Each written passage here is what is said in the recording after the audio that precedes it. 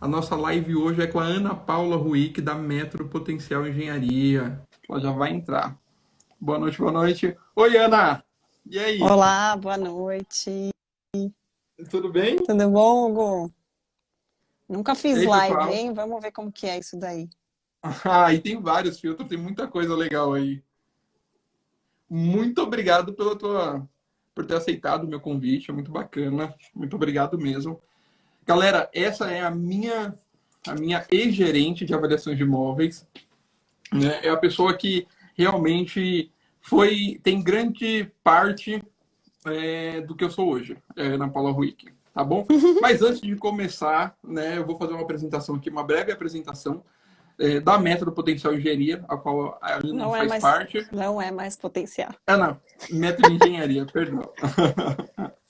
Então, assim, para quem está aqui na live, já vai compartilhando com a galera. Quanto mais pessoas tiver aqui, melhor, tá bom? Mas vamos lá. Então, assim, pessoal, a Método Engenharia, na qual a Ana é gerente do Departamento de Avaliações de Imóveis, foi fundada em 1976. Vou fazer uma breve, bem rápido, porque tanto conteúdo que eles fazem, né? Tem tanto currículo que se eu ficasse aqui eu vou gastar meia hora só falando do currículo deles, né?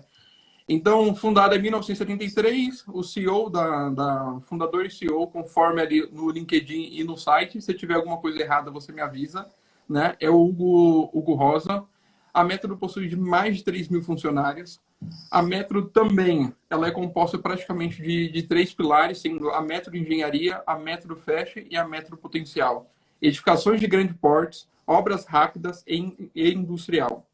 Para vocês terem ideia, a Metro também foi considerada a quarta maior empresa do setor de engenharia e construção. Então é gigantesco essa empresa. E aí uma coisa, até que eu estava olhando na revista, foi a receita bruta. Eu estava dando uma olhada. Só se liga só, pessoal, nessa questão da receita bruta da Metro em 2018 foi 395 milhões. Em 2019, diferença de um ano, foi para 1 bilhão e 400. Então imagina a logística do pessoal lá da Metro, eu acho que foi absurdo lá. Eu estava na época, então é muito legal fazer parte de uma empresa de esporte. E aí vamos lá falar da Ana Paula e a gente já começa já com o nosso tema da live, que é avaliações para garantias bancárias.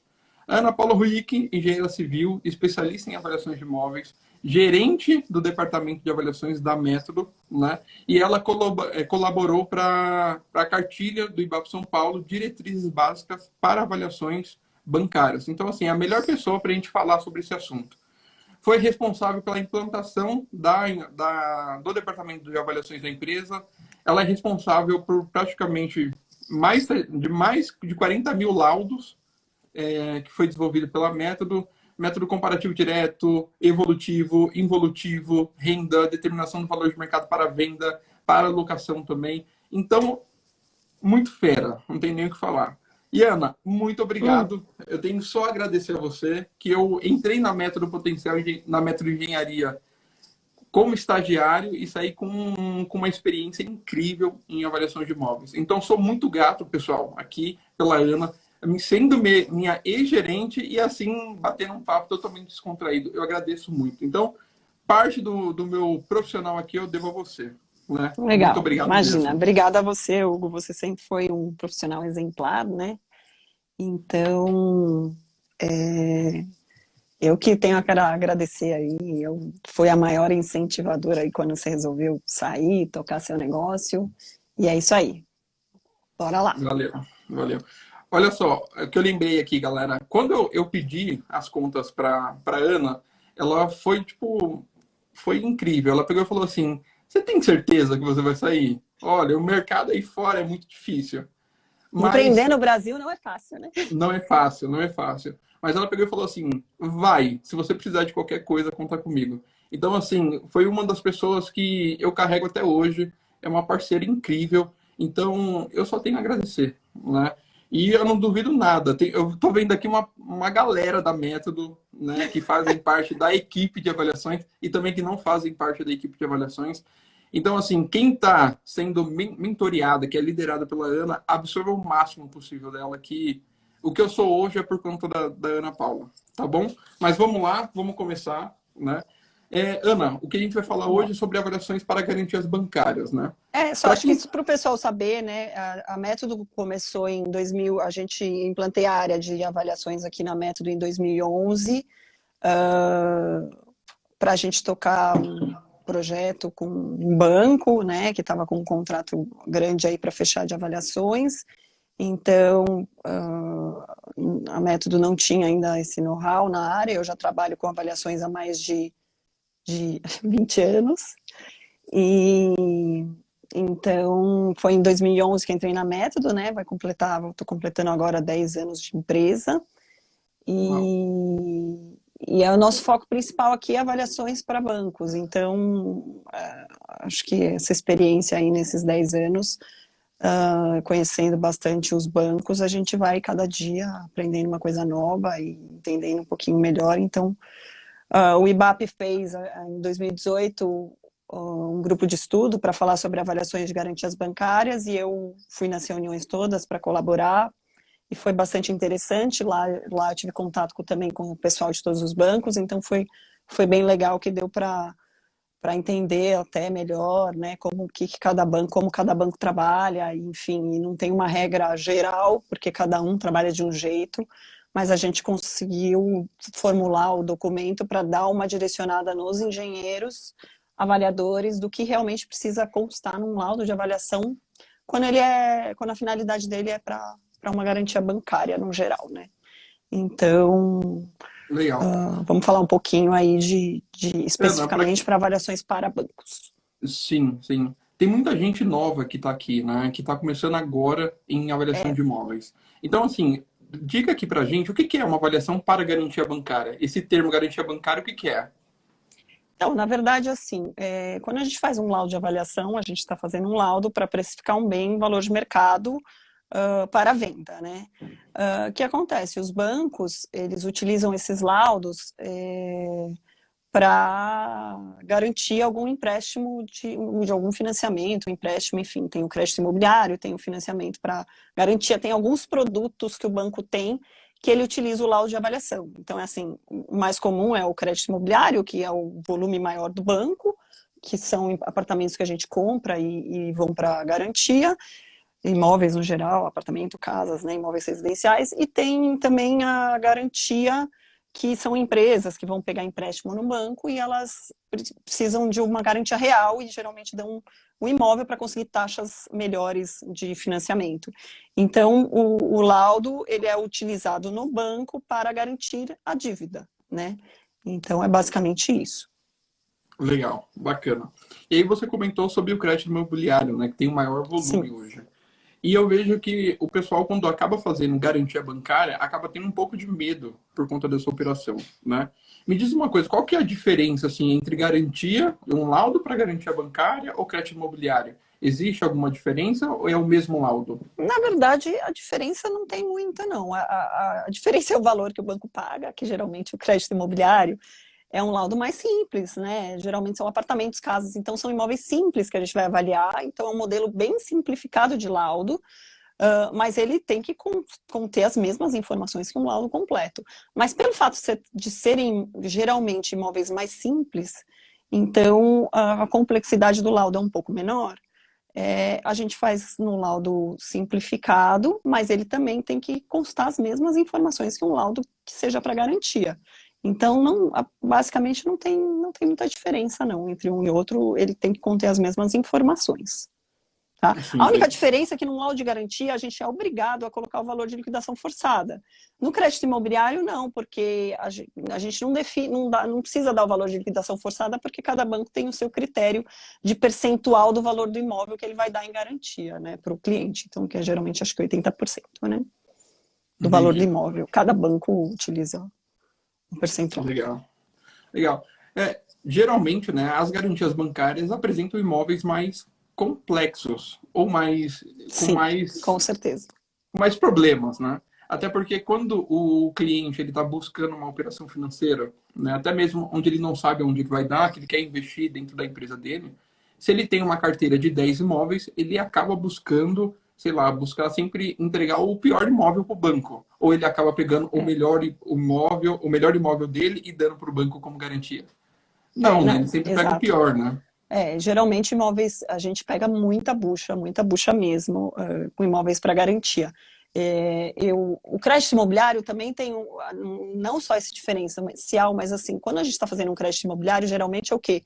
É uma pessoa que está vendendo, mas tem uma pessoa que está comprando aquele imóvel. Então, já para começar, já subentende que o imóvel é bom, porque alguém está querendo comprar ele, né? E na garantia, não. Na garantia é o imóvel que a pessoa tem lá e que geralmente ela acha que sempre vale mais do que tudo.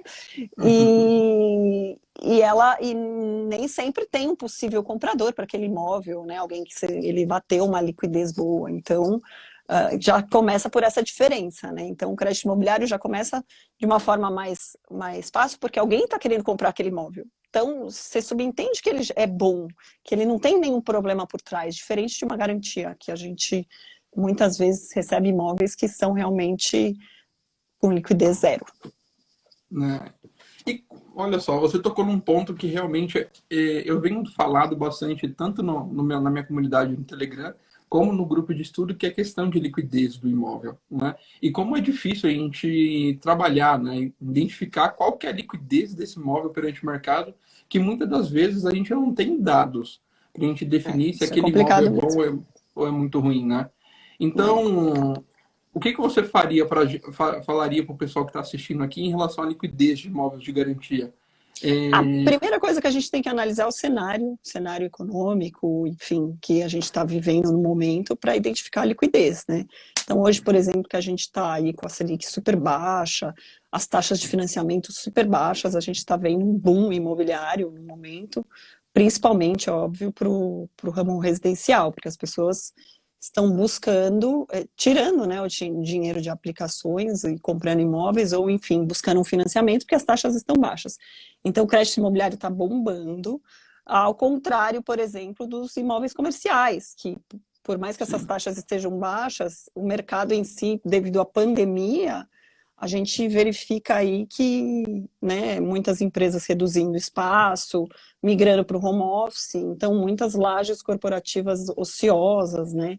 Então a gente ainda, ao contrário do imóvel residencial, o comercial está num momento ainda complicado. Então a primeira coisa que a gente tem que fazer para quando a gente analisa a liquidez do imóvel é analisar o cenário que a gente está inserido no momento, né? Então agora, para imóvel residencial, a gente está com uma liquidez super boa, mas para comercial ainda tá devagar, principalmente assim para lojas e tal, a gente vê um cenário assim, dependendo da região, extremamente ruim, porque tudo vazio, as lojas, o pessoal devolvendo loja, enfim, é bem complicado, mas espero que logo mais já a gente comece a retomar só, isso. só por curiosidade, tá? Como a gente está com uma demanda baixa para conjuntos comerciais, você está tendo algum aumento? Você está percebendo algum aumento para garantia com salas comerciais ou não? Não necessariamente, não. Não, né? Não identifiquei esse aumento. A gente avalia, no geral, imóveis para garantia, mas, por exemplo, fundos de investimento que têm lajes para locação, enfim, não identifiquei não, um aumento. Acho Sim. que não tem essa Uma ligação. pergunta até de um seguidor aqui. Na semana passada ele fez uma pergunta que eu lembrei agora. Ele falou o seguinte: como é que o banco define se aquele imóvel é uma boa garantia ou não? Ou esse é o trabalho do avaliador de imóveis, né? Os dois, na verdade, né? Você ia complementar? Isso, o banco tem uma engenharia interna deles, né? A Então, eles maioria, também a fazem uma maioria dos análise. bancos tem, né? Então, assim, quando a gente fala de banco, a gente está falando de bancos grandes, né? Os bancos grandes todos têm um departamento que cuida das avaliações e tem uma área técnica que analisa os laudos, principalmente os laudos de valor alto, né? Então, por mais que às vezes eu indique no laudo que o imóvel é uma boa garantia, o banco pode entender que não, e vice-versa, eu posso dizer que não, e ele pode entender que é. Então, assim, a gente tem a obrigação sempre de inserir as observações no laudo, assim, encher o laudo de observação de tudo quanto é informação. O imóvel é alugado, qual é o valor de locação que ele tem, para identificar a taxa de retorno. os problemas que tem por trás dele, a gente tem que alertar o banco. Quem vai definir se vai pegar em garantia ou não é ele, não é a gente. A gente só tem a obrigação de colocar tudo em laudo. Legal, bacana, bacana. E isso é muito importante também, porque o avaliador, né, pelo que eu vejo hoje, até pelos meus contatos, eu vejo que ele tem um receio desse laudo não ser aprovado. Mas esse laudo de avaliação é totalmente imparcial hoje, né? Você faz o laudo de avaliação sendo imparcial. E quem toma a decisão de ser aprovada ou não o laudo de avaliação para a operação financeira é o banco, né? É uma questão interna do banco. Exato. Certo? A gente só tem o único problema que pode dar assim, uma coisa ruim com o cliente é com relação ao valor do imóvel. Ele sempre vai achar que vale mais do que você avalia. Isso é fato. Isso é fato. Ele sempre acha que vale mais. Então, essa relação cliente-banco, cliente que contrata o laudo é bem complicada. A gente tem que ficar no meio ali e para colocar toda a situação para o cliente, por que não deu o valor a expectativa que ele tinha, a gente tem que estar bem embasado com as normas, etc. e tal, mas isso acontece esporadicamente, bastante, né? Muito. Então, mas isso também tem muito a ver com a questão de conceitos de mercado, né? Porque se a gente pega valor de mercado, valor patrimonial, valor sinérgico, valor residual, são valores para um único imóvel, mas são valores diferentes. Estou correto? As pessoas confundem um pouco o valor patrimonial com o valor de mercado. Quando a gente faz um laudo para garantia, a gente está falando de valor de mercado e não valor patrimonial. Poxa, né? As pessoas perguntam, mas qual é a diferença de um e de outro? Em alguns casos é o mesmo valor. Muitos casos, a maioria dos casos, é o mesmo valor. Então, você vai avaliar um apartamento, dificilmente vai ter um valor diferente de mercado e patrimonial. Mas você vai avaliar uma indústria, por exemplo, não. Uma indústria para o dono, o valor patrimonial é o terreno, mas a construção. O valor de mercado, você tem que aferir qual é o FAM, qual é o fator comercialização disso daí, para ver se ele inserido no mercado, ele realmente vale o terreno, mas a construção.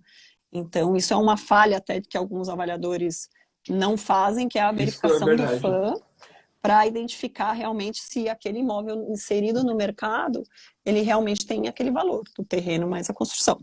Às vezes até mais, né? Às vezes até mais, dependendo da localização e da especulação do mercado na região, ele pode valer mais do que o valor do terreno mais a construção. Legal, legal.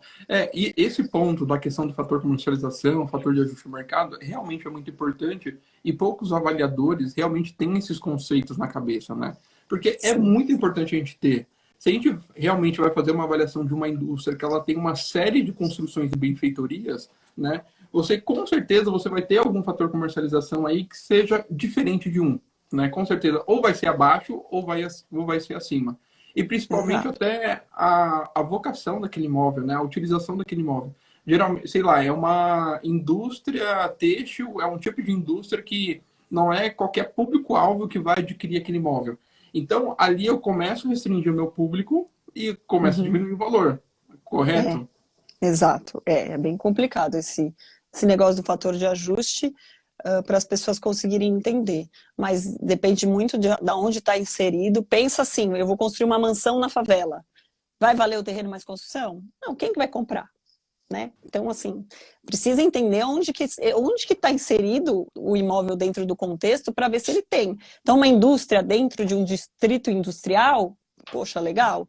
Agora, se ela está lá no meio do nada, quem vai querer fazer a indústria ali? Então, assim, você tem que analisar onde que está inserido o imóvel para entender a liquidez dele e se realmente ele tem liquidez e se até para poder apontar se é uma boa garantia ou não. Sim. Eu acho que esse assunto de fator comercialização, fator de ajuste de mercado, acho que a gente pode até fazer uma live, porque é tão polêmico, esse acho que a live para explicar, né? Como que a gente só para explicar, que é o mais difícil. Né? Só para explicar. Você pegar um laudo, destrinchar um laudo e falar assim, o fator comercialização é 0,8, 0,9. Então, é só uma live só para explicar, porque realmente é um assunto bem polêmico, pessoal, né? Esse fator comercialização. Então, imagina se o fator comercialização já é polêmico, imagina dentro da garantia bancária, onde você tem várias partes interessadas envolvidas, um falando que é maior, outro falando que é menor, o banco ali querendo saber qual que é realmente o valor de mercado do imóvel. Então, assim, é um assunto bem complexo, né? Não é fácil. E a Ana, né, como eu participei lá, a gente participa a Ana, né, participa de avaliações de centenas de milhões. Então, assim, é muito importante a gente ter esse cuidado de fazer a avaliação de imóveis, né? E uma coisa Sim, que a Febraban, né, começou a fazer é a questão da LIC, né? Eu não vejo sim. muito a galera falando, assim, no mercado. O que é a LIC, Ana? E eu Então, devo preencher isso para todos os laudos de garantia? a LIC é um documento que acho que foi em 2017, será que eles criaram a LIC para ajudar os bancos com a questão ambiental dos imóveis. Os bancos têm muito problema na hora de retomar o imóvel e a bucha cai para cima deles sobre a questão ambiental, né? Então, eles começaram a solicitar, eles fizeram um documento geral que, enfim, qualquer laudo que você vai fazer para garantia, você deve preencher a LIC, tá? É o levantamento de indícios de contaminação. Poxa, mas como que eu vou fazer isso? Eu não sou engenheiro ambiental. Você não é engenheiro ambiental, mas você vai ter que ir na vistoria do imóvel, dar uma geral na região e no imóvel para ver se tem algum indício. É indício, tá? A gente não vai dizer que está contaminado ou não o imóvel. Então, assim, eles pedem para a gente preencher esse documento. Então, todo laudo de garantia tem que ser preenchido a LIC, com esse levantamento, e enfim, é só um levantamento básico, porque aí o banco vai analisar se a LIC apontar algum indício que eles entendem que vai ser realmente uma contaminação, eles pedem um laudo ambiental para ver se eles vão pegar em garantia ou não, tá? Aí não é com a gente, mas a gente só faz esse levantamento básico da região, se tem algum indício, se tem posto de gasolina na mesma quadra, se tem alguma indústria que seja contaminante, ou se é uma indústria que tem algum contaminante, tem a mancha de óleo, etc e tal. E o banco, se ele entender que é necessário um levantamento ambiental, ou se ele entender que não é uma boa garantia porque tem indício de contaminação, ele vai negar a operação. Mas quem nega a operação é o banco, não é a gente. Ah, legal, legal. Mas assim, pessoal, só para vocês terem uma ideia. Imagina se vocês fossem comprar algum imóvel, né? E esse imóvel tivesse uma contaminação, né? E você acaba comprando esse imóvel e você precisa realmente fazer tudo que você precisa ali para limpar o imóvel e tudo mais. Então, assim, o banco ele quer se resguardar de tudo. Ele não quer perder em nenhum momento, né? Assim como se nós fosse investidor em imóveis, eu também, pelo menos eu, Hugo, não gostaria de comprar um imóvel contaminado, né? O que você acha, Ana? Também não, Não, né? de jeito nenhum. E assim, os valores para a gente descontaminar o solo muitas vezes superam o valor do imóvel, né? Então, precisa tomar, eles têm razão em se atentar a isso, porque é muito importante, porque eles podem, né, cair numa fria. O imóvel, a pessoa até está dando o imóvel ali para o banco tomar dela para ela se livrar daquela bucha. Então, muitas vezes acontece isso, de o valor para limpar o solo, né, fazer a descontaminação do solo, ser superior ao valor do próprio terreno. Então, realmente, eu acho que é muito importante mesmo.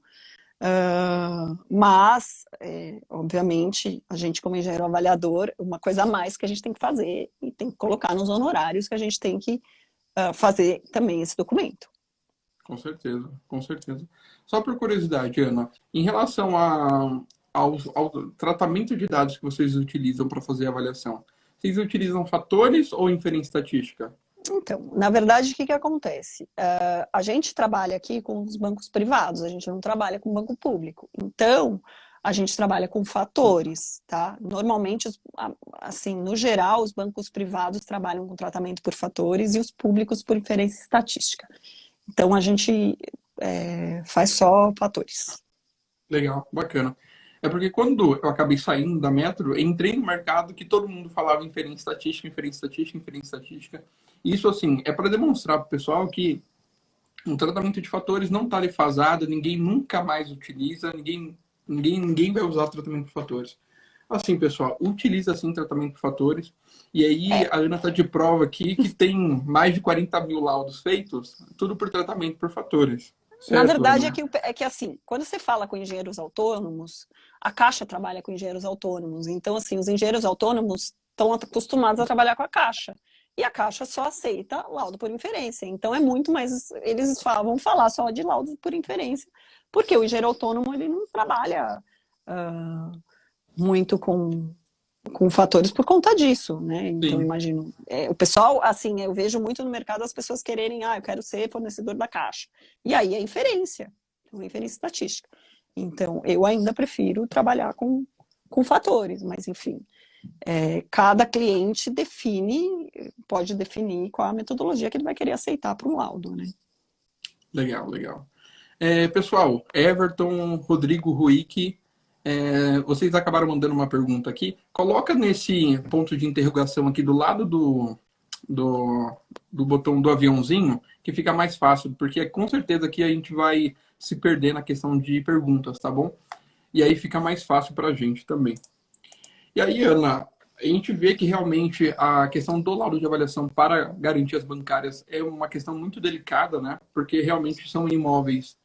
Alguns imóveis são que têm muita bucha, assim como você falou, mas existem outros imóveis que são mais tranquilos também. E me diz uma coisa, olhando para o avaliador de imóveis, para o pessoal que está aqui, que é avaliador e quer começar a fazer garantia bancária, quais são os cuidados que esse cara precisa tomar para fazer a avaliação? O que você Ó, diria para ele que está começando? assim, primeira coisa que eu acho que é muito importante, que as coisas que eu vejo em muito laudo que as pessoas deixam de fazer, é verificar as condições urbanísticas do imóvel, tá? Principalmente quando a gente avalia terreno, tá? Terreno, para mim, acho que é o laudo mais difícil de fazer avaliação por conta disso, porque quando você tem um terreno, você precisa identificar o que ele vale, o que eu posso fazer nele, tá? Em muitos casos, a gente, quando vai fazer, a gente identifica que o zoneamento é restritivo, que ele está numa área de preservação permanente. Então, assim, checa sempre junto à prefeitura o zoneamento, onde ele está inserido, se tem alguma questão de mata nativa, se está passando córrego, se tem área de preservação, linha de transmissão, tudo isso que tem dentro do terreno influencia diretamente no valor. Terrenos, quando você vai fazer um laudo de terreno, não acha, só um terreno. O cliente geralmente fala, não, mas é só um terreno, é simples. Gente, não é simples. Óbvio, depende do terreno, né? Estou falando de um lote dentro de um loteamento, geralmente vai ser simples. Mas você vai fazer uma gleba urbanizável e tal. Eu já vi laudo pelo involutivo, por exemplo, e a pessoa não checa o zoneamento, quer dizer, você não sabe nem se pode fazer um loteamento ali, como é que vai fazer um involutivo horizontal no imóvel que eu não posso lotear? Tipo, tem coisas absurdas que a gente vê. Então, assim, primeira coisa que você tem que fazer é checar na prefeitura todas as questões urbanísticas que envolvem o imóvel. Até se ele está regular ou não. Então, assim, às vezes a gente vê lá uma construção em cima de um imóvel e ela é totalmente irregular e ele nem poderia ter construído aquilo. Assim, toda essa questão que é muito importante e eu vejo muita gente deixando de verificar. É a maior falha que eu vejo nos laudos de avaliação de terceiros. Legal, legal. Então, a avaliação é você chegar em todos os parâmetros, né? Eu vejo muito isso. A matemática estando certo, o valor de mercado está certo? O que você acha? O papel aceita tudo. Eu brinco isso, né? Você já Boa. escutou isso muito. O papel aceita tudo. Então, não é porque o laudo está lá e calculado, escrito e que cheguei no valor e é isso e acabou. Não, a gente tem que. O feeling do avaliador é muito importante. A visita no imóvel é muito importante. A verificação do entorno na região é muito importante. Se você não analisa alguma coisa que está no entorno e coloca tudo no papel, pode acabar com o seu laudo. Então, assim, vamos supor, exemplo besta. Estou avaliando uma casa no Morumbi, uma mansão no Morumbi, maravilhosa tal. Porém, ao lado dela tá a favela. Entendeu? E aí? Eu não verifiquei a influência disso no imóvel, entendeu? o imóvel acaba ficando sem liquidez. Eu preciso identificar o quanto isso vai influenciar no imóvel e no valor de mercado dele, tá? Então, é importante a gente dizer que, assim, não é porque o laudo está lá e que está explícito e que chegou naquele valor que ele realmente vale aquilo, né? E não é porque se eu fizer um laudo, não é, você vai fazer um laudo do mesmo imóvel, não vai dar o mesmo valor. Então, não é uma ciência exata. A avaliação não é uma ciência exata. Boa, boa. Pessoal, só lembrando, a gente acaba lembrando de algumas histórias aqui, né? Por conta, 5 anos trabalhando na Metro junto com essa fera aqui, não é para qualquer um, não, né? Tem que realmente... E eu lembro de várias histórias. Quando eu estava começando em avaliações de imóveis, eu chegava com o laudo tudo pronto, tava tudo certo. Aí eu ia mostrar para Ana, né? Eu falava, Ana, dá uma olhada aqui no laudo de avaliação, vê se está ok. Ela olhava para mim e falava assim, Hugo, não pode estar, não é isso. Pelo feeling dela e por conhecer o mercado já, ela já conseguia identificar que o valor de mercado daquele imóvel não era aquele que eu fechei. E a gente buscava outras informações, consultava o zoneamento e tudo mais, e a gente realmente via que o valor que eu tinha fechado estava totalmente discrepante com o que realmente é.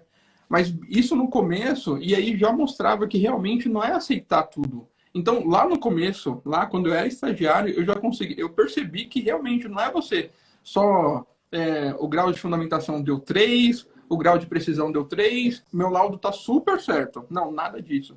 Então, assim, principalmente você que está começando em avaliação de imóveis, quanto mais pessoas você tiverem próximas que são avaliadores, melhor ainda. Porque eles vão te dar um toque relacionado à avaliação, ou dependendo se você tem uma pessoa com mais experiência, conversa com ela. Porque realmente, uma questão de zoneamento pode mudar todo o seu laudo. Se você considerou que o zoneamento do seu imóvel tem um coeficiente de aproveitamento, sei lá, 3 e não é 3, está errado o seu laudo de avaliação. Então, assim, tenham pessoas próximas de vocês, né? O network é muito importante quando você trabalha com avaliação, porque dificilmente você vai seguir uma carreira sem consultar outros profissionais, né? Então, é bom você conhecer alguém que é engenheiro agrônomo, dependendo você tem algum ponto, né, a analisar ali naquele imóvel, ou é um imóvel que é metade urbano, metade rural. Então, ou até mesmo um profissional que é um engenheiro mecânico para fazer análise de máquinas e equipamentos. Então, tenta ampliar, né, a sua rede de networking, que com certeza, na sua carreira de avaliador de imóveis, você vai se deparar com imóveis totalmente atípicos e você vai precisar de um profissional, né, do seu lado aí. E é engraçado, né, Hugo, que assim, o plano diretor de cada cidade é diferente. Então, assim, quando você muda de cidade, você tem que analisar o plano diretor de novo. O plano diretor de São Paulo, nossa, você conseguir entender todo ele, assim, é muito difícil. Então, até fiz um curso legal no IBAP, que é legal para todo mundo fazer, sobre o plano diretor e a influência do zoneamento na avaliação de imóvel. Foi o Marcelo Inácios que dá, esse curso é bem bacana. Eu vou dar aqui um exemplo de uma coisa que muita gente não sabe, o plano diretor de São Paulo. Quando a gente avalia um imóvel, poxa, eu tenho um terreno para avaliar, ele tem, sei lá, 25 mil metros, ele é em São Paulo. Você sabia que se o imóvel tem mais do que 20 mil metros, eu sou obrigada a desmembrar ele antes, fazer doação de rua para a prefeitura, para poder lotear? Eu não posso fazer um empreendimento nele antes de fazer um desmembramento dessa área. A maioria das pessoas nem sabe disso. E aí, quando eu vou pegar a pesquisa de imóveis à venda, eu tenho que me atentar a pegar imóveis acima de 20 mil metros que vão estar na mesma condição. Porque se ele tem menos de 20 mil metros, ele não vai precisar fazer essa doação para a prefeitura, ele não vai ter que ser desmembrado. Então, assim, todo mundo sabe disso? Não, não sabe. É toda a cidade que funciona dessa forma? Não, não é. Então, você tem que analisar o plano diretor da região que você está fazendo a avaliação para ver as condições que influenciam diretamente no valor do imóvel. Verdade, verdade. E aí, outro ponto até que é muito importante a gente falar é o seguinte. Você pega o laudo, né? Você pega o avaliando, você consegue analisar tudo. Você analisa se tem área ambiental, se o plano diretor, você faz toda a análise do seu imóvel avaliando. Só que os elementos comparativos você não faz nada, né? Tem muito profissional que acaba fazendo isso, né? Então a gente dá risada porque Aí você vê que uma cidade de São Paulo onde o plano diretor é bem complexo, aí você pega o avaliando, destrincha, legal. Aí você pega o elemento comparativo, não faz nada de análise no elemento comparativo. Você só Então, analisa, só mexe no avaliando, não mexe em nada. Tira a área de preservação, tira tudo. Aí na pesquisa que está muito pior, você não faz nada. Isso acontece verdade. bastante. Isso Boa. acontece bastante. Aí, ó, para quem está começando, é importante sim você analisar os elementos comparativos, né? É tão importante quanto a análise do imóvel avaliando que você está fazendo. Né? Olhar a área de preservação permanente, ver se reserva legal seria para a área rural, mas ver se tem reserva legal, se tem algum córrego passando nesse imóvel, né? Qual que é essa influência? Porque provavelmente o valor do imóvel é a homogeneização, é a média dos elementos comparativos, é a equação dos elementos comparativos. Então, assim, se você não tem uma pesquisa muito bem feita, né, provavelmente você vai ter muito problema com o valor de mercado que você vai definir ali no seu laudo de avaliação, certo? Exato. Não, uma coisa interessante de falar também é que você até citou aquela hora que eu olhava o laudo e falava, não, pera, tem alguma coisa errada, vamos fazer isso, você olhou isso, você olhou aquilo. A gente tem algumas formas de checar se o valor está fazendo sentido, né? Então, eu estou avaliando, sei lá, uma loja no pavimento térreo. Você chegou a olhar quanto que vale o conjunto comercial naquele prédio para ver se o valor da loja está fazendo sentido? Não. Poxa, essa loja ela está alocada. Você chegou a pedir para o cliente o contrato de locação para ver qual o valor que ele está pagando de aluguel? Que o cliente está pagando, qual o valor que ele está recebendo de aluguel para a gente ver qual é a taxa de retorno que está dando esse imóvel? Não. Então, tem várias formas que a gente consegue fazer, que é utilizar para identificar se o valor que a gente está chegando no laudo faz sentido, se está fazendo sentido ou não. Então, assim, é importante sempre a gente ir a fundo com documentos, pedir o máximo de informação e documento para o cliente. Às vezes o cliente fala, mas para que você quer isso? E não entende, mas a gente fala, não, é importante para embasar. E muito cliente também se nega a fornecer documentos que a gente pede. Tipo, não, meu contrato de locação é confidencial, eu não posso te fornecer. Então, mas é importante sim que seja fornecido para o laudo ficar bem embasado. Legal, legal. Ó, eu acho que também seria uma outra live só falando a respeito de como a gente poderia, né, ver como se esse imóvel tá, esse valor, esse unitário do metro quadrado da avaliando está correto ou não. Sei lá, conjuntos comerciais, valor de contrato de locação, isso pensando em salas comerciais, casa, apartamento. Tem várias formas da gente identificar se o valor que você está chegando está certo ou não, né? Mas aí a gente fica para uma próxima live. Porque tem várias perguntas aqui também. E aí vamos deixar um pouquinho mais, deixar uns 10, 20 minutos só para a gente responder algumas perguntas. E antes disso, vamos aqui só voltar para o meu escopo aqui, que é o seguinte. Já faltam 20 minutos. Qual foi o laudo mais difícil que você já fez dentro da garantia bancária, Ana? Putz, essa pergunta é muito difícil. São tantos. São tantos. Estou tentando lembrar, mas assim, os terrenos, muita gleba, a gente tem bastante dificuldade. Tem cidades que a gente não consegue achar zoneamento, tem cidade que não tem zoneamento, então a gente não sabe nem se dá para lotear ou não. Eu lembro que foi você que me ajudou a fazer, que foi bem chato, que foram aqueles imóveis de Santos. Lembro. Esses laudos deram um trabalho. O tombamento em Santos é um horror. Um horror. A gente fez alguns laudos lá, muitos laudos, eram todos um do lado do outro, e cada um tinha um tombamento diferente. E isso influencia diretamente no valor, né? Poxa, eu não posso demolir, um era tombamento de fachada, o outro era tombamento interno, enfim, cada um era um tombamento diferente. Então, a gente teve que analisar não só dos imóveis que a gente estava avaliando, como também de todas as pesquisas, qual era o nível de tombamento que ele tinha para ver a influência no valor. E assim, a situação ideal sempre é pegar pesquisas de imóveis que estão na mesma situação do nosso. Mas é muito difícil, né? Nem sempre a gente consegue. Aliás, a maioria das vezes a gente não consegue. Mesmo zoneamento, mesmo tombamento, enfim. Só que aí a gente tem que identificar qual é a influência do valor de um para o outro. Então, esse laudo eu lembro que foi bem complexo. Shoppings, no geral, são difíceis, porque a melhor forma de avaliar é pelo fluxo de caixa, então você tem que fazer o fluxo de caixa, fazer o evolutivo. Geralmente o valor de mercado é o valor econômico, né? É o valor definido pelo fluxo de caixa. Hotéis, geralmente o fluxo de caixa dá sempre inferior ao valor de patrimonial. Patrimônio.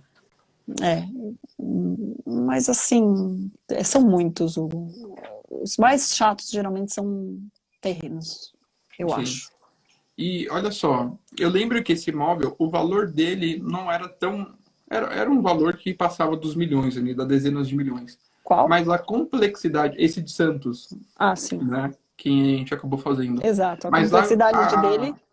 A complexidade dele não estava em definir o valor de mercado dele mesmo, né? Seria mais a questão de documentação do imóvel e verificar se as condições de dimensões do imóvel. Porque, se eu não me engano, era, sei lá, 20 matrículas daquele imóvel, totalmente irregulares, e ainda estava faltando documentação daquele imóvel. Então, era praticamente um quebra-cabeça. Né? A E aí, além disso... documentação é algo bem chato mesmo. Às vezes o cliente não tem a matrícula de todo o terreno todo, né, do imóvel inteiro que está avaliando. Pera, tem um buraco aqui, eu não tenho matrícula disso. Não, mas não existe matrícula. Não, precisa regularizar o imóvel, enfim. Ele nem sabia, né, às vezes. Nem sabe. Tem que se embasar de documento.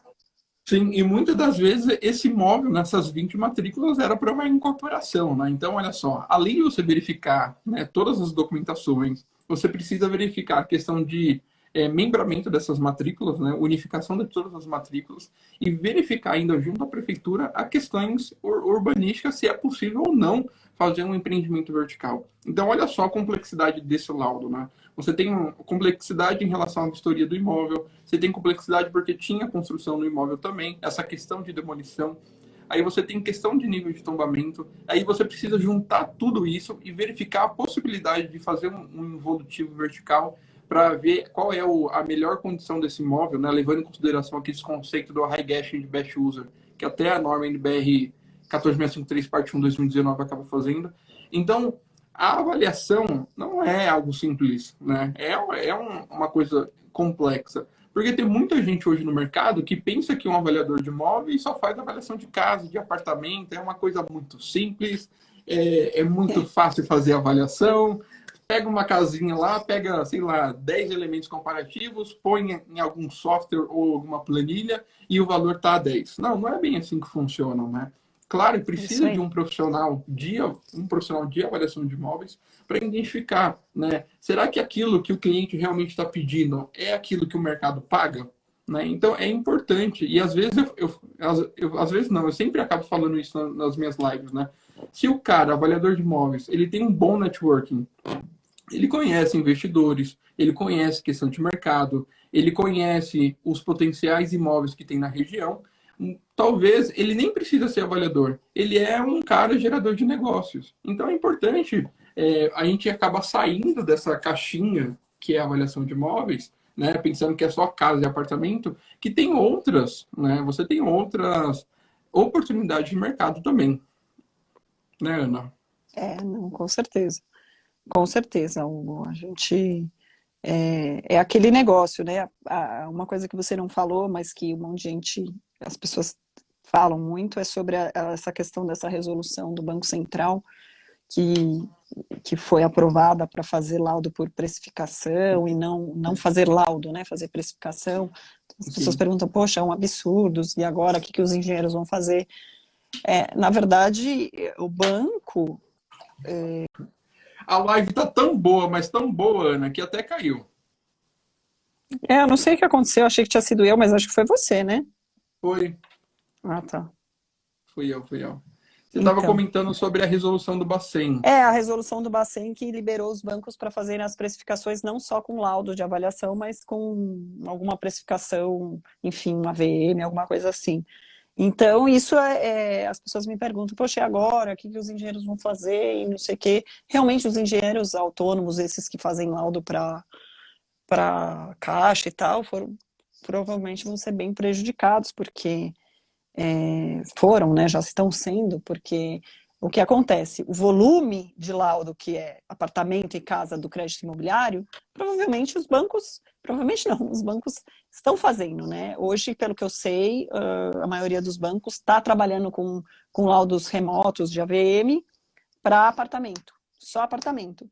Gente, mas vamos combinar, apartamento dá para ser feito, porque apartamento, no geral, a gente tem um banco de dados grande, a gente tem um banco de dados grande de informação que dá para ser feito de forma remota, para a gente não precisar vistoriar o imóvel e tal. Então, todo mundo ficou revoltado e tal, mas a gente tem que aceitar. Eu já até comentei isso com você, poxa, mas é um absurdo. Gente, a gente tem que aceitar. A gente está num mundo que vai evoluindo a cada dia e as coisas vão ficando mais modernas e faz parte da evolução. Então, eu não acho um absurdo. Eu acho sim que dá. Vai ser o banco que entende se ele colocou no risco dele isso sem a vistoria ou não. E vão ser poucos casos que ele vai ter realmente um problema com um apartamento. Agora, obviamente, que uma garantia de uma indústria, de um terreno, ou, enfim, de casas, porque você precisa verificar a construção, se ele lá existe mesmo, ou se tem um terreno lá, ele não vai fazer com essa ferramenta, sem vistoria, e os laudos vão continuar. Então, assim, e continuam acontecendo. E só vai tirar o volume, realmente, vai atrapalhar um pouco aquele engenheiro que estava acostumado a fazer as vistorias e tal, e todo dia fazer 10 vistorias por dia, que não vai ter mais, porque esse volume de vistoria diminuiu, tá reduzindo ao máximo. Mas os laudos que realmente precisam de laudo, eles vão continuar sendo feitos, né? Então, a gente tem que aceitar e inovar, né? Sim, sim, com certeza. Pessoal, a galera que mandou mensagem, né, colocou aqui no perguntas aqui embaixo. Como caiu, a gente acabou perdendo todas as perguntas. Se vocês puderem mandar novamente. Você não viu as perguntas, Hugo? Oi? Você não lembra as perguntas? Eu não vi pergunta nenhuma aqui. Não, é porque a gente acaba colocando aqui no pontinho de interrogação, né? E aí, como caiu a live, a gente acabou perdendo. Tinha umas 10 perguntas, 10, 15 perguntas. Você chegou a olhar alguma, não? Não, eu não cheguei a olhar nenhuma. Mas vamos ver se tem mais alguma pergunta. E aí, pessoal, você tem alguma pergunta para falar com a Ana Ruick? É só mandar aqui. Eu só lembro de uma pergunta, eu acho que era do Rodrigo Ruick, que ele falou como é que você faz para lidar com um conflito, né? Quando a gente vê esse conflito de interesses do cliente em relação ao valor de mercado do imóvel, do banco, como é que você faz para lidar com isso? Na verdade, o que a gente tem que fazer é sempre escutar. Escutar, né? Quando o cliente falar, vale mais. Tá, ok, vale mais. Por quê? Justifica. Me dá embasamento técnico, né? E a gente precisa sempre escutar. E com o banco a mesma coisa. E a gente que vai ter o nosso parecer técnico, se a gente entende que vai valer ou não, e se cabe algum tipo de revisão no laudo. Mas eu já adianto aqui que não é fácil. A gente sofre bastante. Casos que a gente acaba tendo que perder o cliente porque ele não aceitou a nossa definição de valor, né? Então a gente sempre escuta, pondera o que dá para o que realmente faz sentido. Às vezes o cliente é o maior conhecedor do imóvel, né, dele. Então a gente tem que escutar. Às vezes, realmente, passou desapercebido alguma coisa que não foi visto, que poderia valorizar o imóvel e fazer com que ele valesse mais, e algum fator que a gente deixou de analisar e incluir no laudo. Então, a gente tem que sempre escutar. E a mesma coisa com o banco, que quando ele questiona o laudo, porque o banco também, né, questiona o laudo, enfim, o cliente vai questionar de um laudo e depois, quando chega no banco, ele questiona do outro. Né? Então a gente a gente fica numa situação bem complicada, não é fácil. Sim, independente, né? Independente quem faz o laudo de avaliação, né? Quem contrata o laudo de avaliação, se é o banco ou se é o cliente ou o proprietário do imóvel, o avaliador de imóveis ele faz um laudo imparcial, ele faz um laudo Exato. Do você tem que sempre ser ético. Totalmente ético. Então, quando você contrata um engenheiro avaliador, ele está fazendo um laudo para o mercado. Então, se o avaliador ele está colocando alguma coisa para um lado para o outro, o laudo não é o valor de mercado. É um valor especial para algum dos lados. Né? Então, é importante você sempre contratar uma empresa que realmente seja ética e entregue aquilo que realmente o mercado tá falando. Se aquilo vai absorver no mercado. Certo? Exato. A gente tem casos de valor especial que, mas eu recebi a proposta do vizinho, que ele falou que vai pagar aqui no meu imóvel o dobro do valor que você avaliou. Sim, mas o vizinho não é todo mundo. O vizinho, para ele incorporar no terreno dele esse imóvel, tem um valor muito maior do que o valor de mercado que uma pessoa qualquer vai pagar.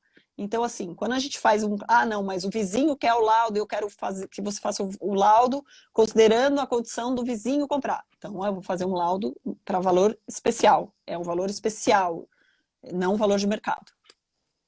Nessa situação. Legal. Vamos lá que nosso tempo é curto. Deixa eu ver aqui uma pergunta.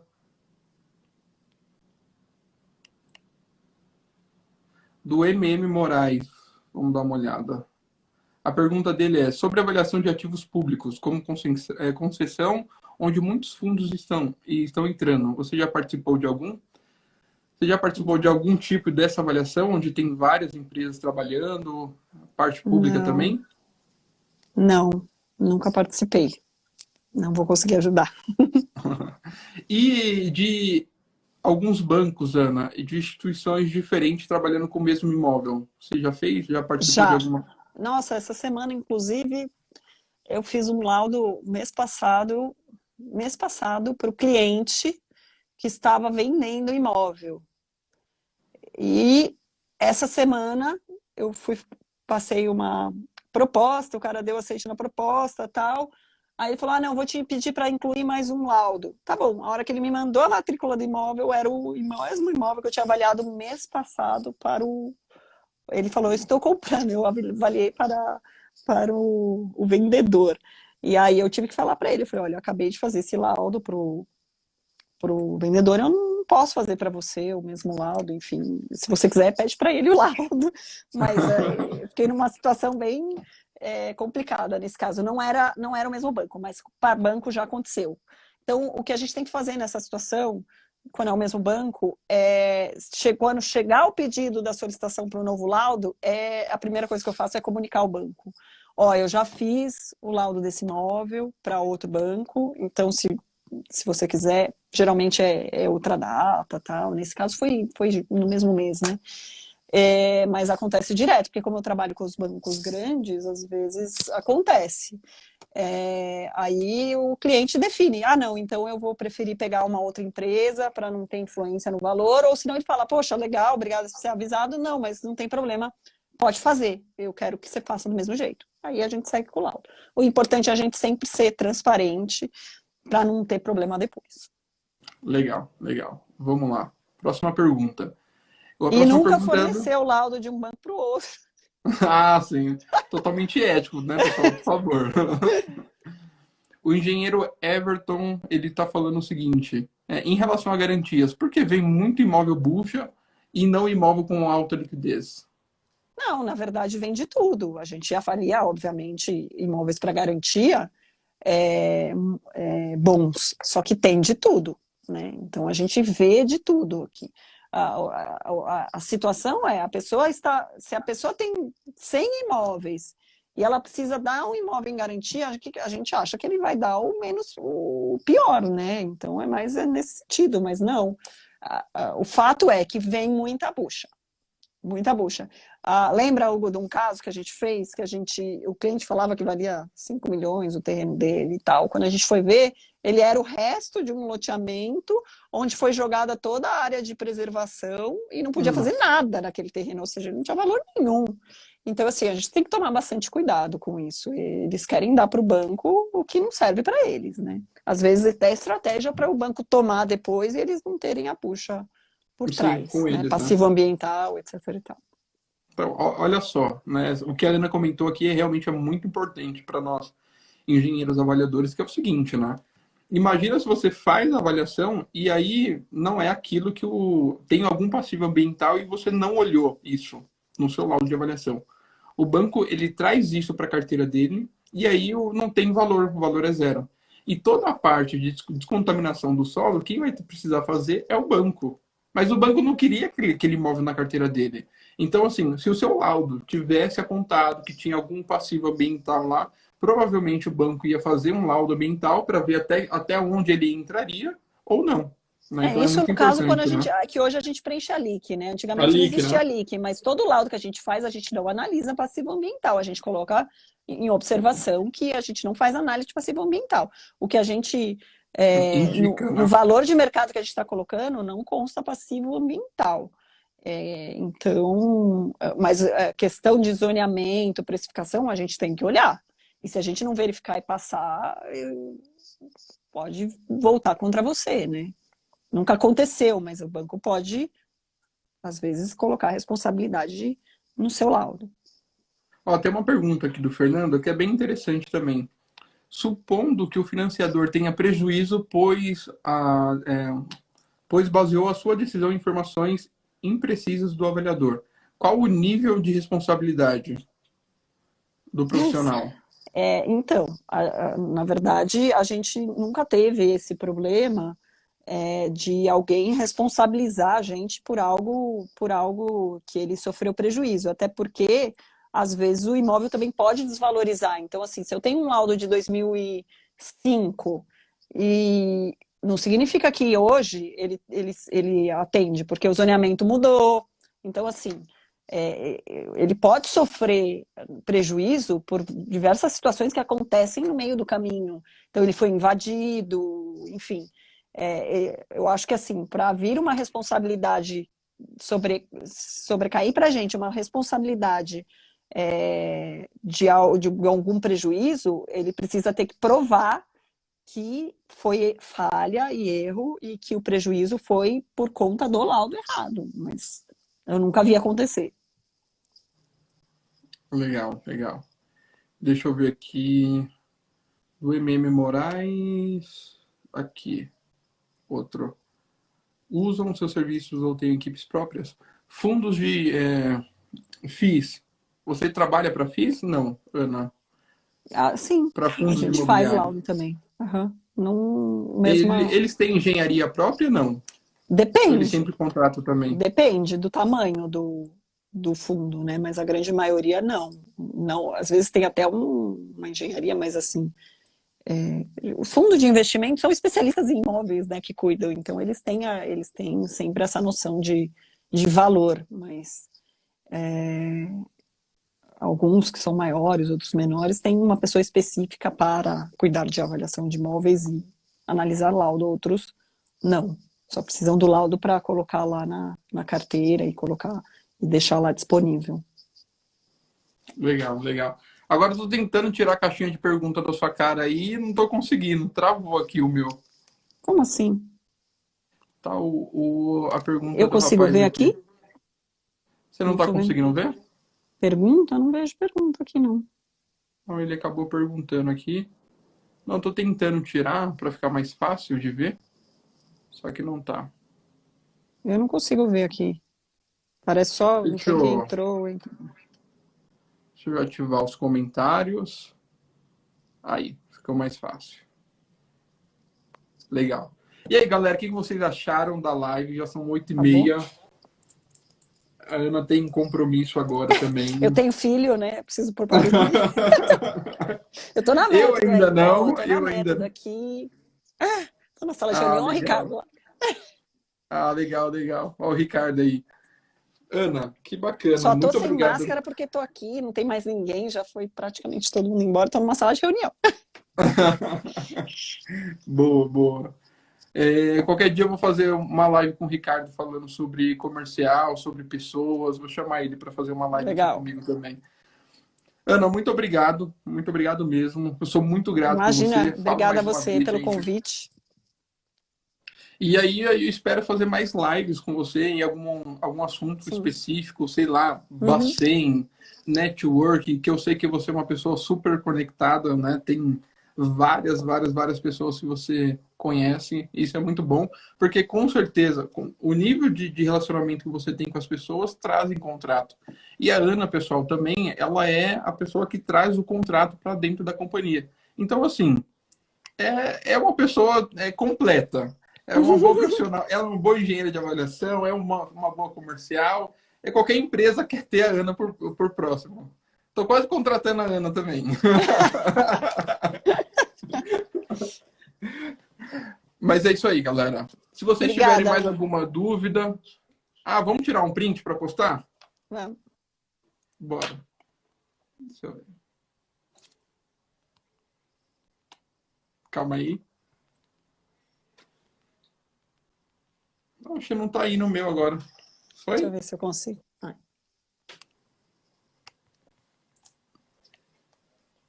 Foi. Foi, também tirei. Beleza. Então, assim, galera, tira a foto aí, já marca a Ana, me marca também, vamos compartilhar. Né? Com O certeza meu a gente Instagram vai é ter... pessoal, eu não tenho profissional, então eu não... Só para avisar o pessoal aí que me adicionou já, eu não... Mas podem me adicionar no LinkedIn. Isso, adiciona a Ana lá no LinkedIn. E se você estiver precisando de alguns trabalhos aí pela método engenharia, é só chamar a Ana Isso, Ruth, e que ela sigam vai a atender. método aí também. Adriano vai ficar gravado. A live vai ficar gravada, tá, pessoal? Vai pro Vai ficar YouTube. gravado? Legal. Vai pro YouTube. Estão me perguntando isso também. Então tá Legal. bom. Forte abraço a todos. Muito obrigado. Obrigada, E até a Hugo. próxima. Tchau, tchau.